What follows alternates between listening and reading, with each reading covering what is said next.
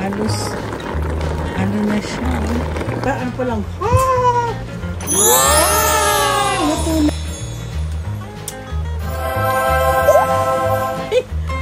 Luche!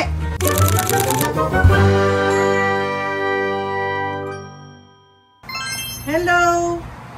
I'm back! Okay, gagamitin natin mga gulay. Ang aking luluto ngayon ay paksiw. Ibang klase po ang paksiw ko. Ginigisa ko po yung paksiw. Ginakat ni... Yan. Ginawa ko may tulingan ako. Nakabili kami sa Seafood City at saka bangus. Pagsasamahin ko po sila. Ngayon, marami po akong galing sa garden na sile. Sarap. So, mga talong at saka ampalaya. I-chop niya na to. Luchi. So, umpisahan ko munang i-gisa. Maglagay tayo ng oil. Sili. Dami natin sili, no? Mag-harvest na naman tayo ng sili. Ayan, lagay tayo ng oil. Wow! So, ang ginagawa ko po sa ginigisa ko siya bago ko ilagay yung mong isda. So, mag-gisa-gisa muna po ako ng bawang. Inuna kong bawang. Yeah. Ang mabango-bango. And this time, wala po akong kamatis. Pero meron akong ginger.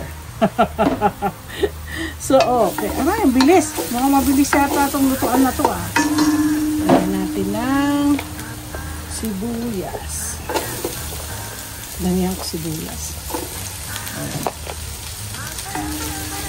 Total, di naman kakain si Mr. nito. Okay? Tapos lalagyan ko po siya ng ay, oo nga pala, ipan niya ng tubig. Ayan, sarap ng gulay. So, isa-isahin natin po siya. Ito maganda kasi dito, mamaya. Pag inisa-isa ko yung mga isda, kasi lalagay natin. Tapos, tatakpan po natin to. Ayan. Ayan. So, eto na po, nagisa-gisa ako na po ito. Ito po, ito yung isda. Ipagsasamahin ko yung tulingan at saka yung bangus. Okay? Sana po sila ay magkasya.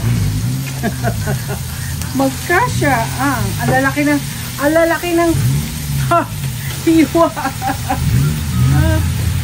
Pagsama-samahin natin siya. Ang dami natin isda. Tapos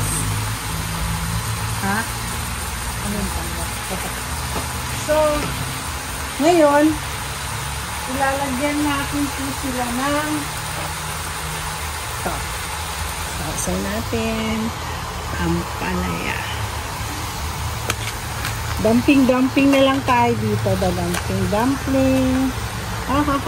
Tapos, lalagyan po natin ng ito, fresh from the garden, of course. Ang palaya, fresh from the garden. Yan, gaganyanin natin. Nandila pa akong dyan, ha? Hindi ko pa yan nilalagyan natin. Tapos, hindi natin ng talong. Para kumpleto, Ricardo, hindi na tayo kukuha ng mga, meron na tayong gulay. No? Gulay. Ngayon, ito na. Ang gagamitin ko po, suka na paglalagyan ay itong rice vinegar. Masarap po ito. Sa totoo lang. Ito, ginagamit ko ito pag nagpapaksiw ako.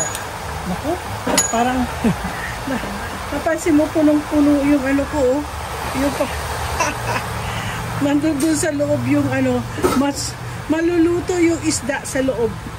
Ngayon, lalagyan ko po siya ng may oil pala tayo. Lalagyan ko kasi ng oil din ko. So, ito po lalagyan natin. Halos kalahati na nilagyan. Kalahati. Siyempre, gagamitin po natin. Maglalagay po tayo ng, gusto ko yung buo yung yan. Buo siya. Ngayon, ibang klase po talaga ako magluto ng ano, ng ng paksiw. Sarili kong ano to, ha? Wala akong ginaya. Nilagyan ko ng laurel kasi pampabango. Kung pwede nga yung fresh basil ko, lalagyan ko na yung fresh basil yan, ano. Hindi natin ng seasoning. Oh, may dagdag pa. Ay, wala na tayong sili, ano. Magkukuha na lang tayo ng sili uli sa ano, sa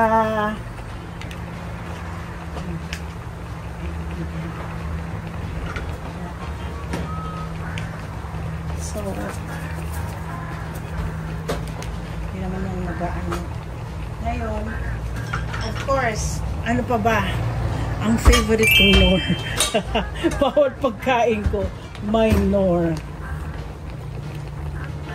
Yung puti na lang gagamitin ko sa gulay. Magluluto pa po ako ng gulay kung aabutin. Ngayon, lalagyan ko po kasi ng toyo. Toyo mansi ni Mama Sita. Grabe, no? Oo. Maglalaban-laban po ang lasa niyan. Okay. Nalagyan ko ng konting tubig. Na? Konti lang, konti lang. Konti lang. Hindi masyado. So ngayon, takpan po natin. Ay, ba yan? Tatakpan po natin. Hindi ko alam kung ilang oras. Pag narinig natin mag-beep itong ito, beep na yan. Sabihin, mainit na at yan po ay ating hihintayin. So, tahimik na tahimik ang aking paksiw. Yan ang maganda sa paksiw. Lagay mo lang lahat yan, magluluto na siya itself. Yan, masarap mo, Diyos ko, gusto magkamay. Natin, kasi naririnig kong kumukulo. Tingnan natin. Kumukulo na siya. Malapit na. Teka. Saan yung ano ko? Teka, buksan natin siya.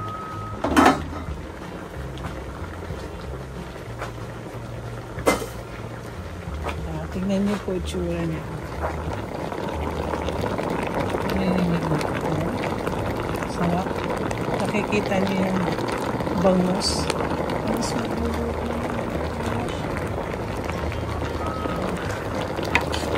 Ayoko lang kasi madurog. Ayoko madurog ang isda. Tingnan niyo po. Ay! Tumutulo na doon. Ay! Halos ano na siya.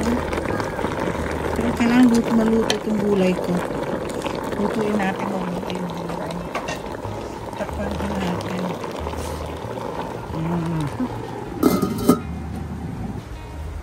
Grabe ang amoy. Bango sa labaan pa lang. Bango! Ano natin dyan? Papakita ko po sa inyo. Ang sarap. Luto na lahat. So, titikman ko po siya. Titikim ako. Handali lang. Kuha ko ng kutsara. Habang nag-ano, i-off ko na. Oh my gosh, yung tulingan na lang ang aking ano. Alam niyo, ginamit ko kasing suka, yung rice vinegar. Eh, hindi po siya maano. Hindi po siya maasim. Gusto kasi medyo matamis-tamis yung akin. Ay, grabe. Sarap. Ay, luche! Mukhang masarap. Itong sili, galing sa garden. Ang palaya. Natin. Napulutong-luto na po siya. Oh. Sa mga taong ayaw ng ampalaya, wala ang pake. Ang sarap ng bitterness niya. Itong isda. Ah, ngayon ko lang nakatingin na ito. Bukan ko ng ano, bangus. Bangus na ano. Sorry na lang yung ano, kinain ko yung tiyan. Pinalinis pa namin to sa ano, Seafood City. Ang init.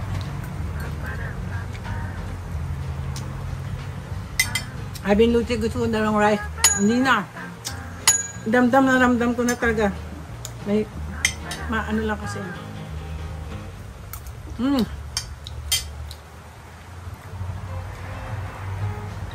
Fruit of my labor.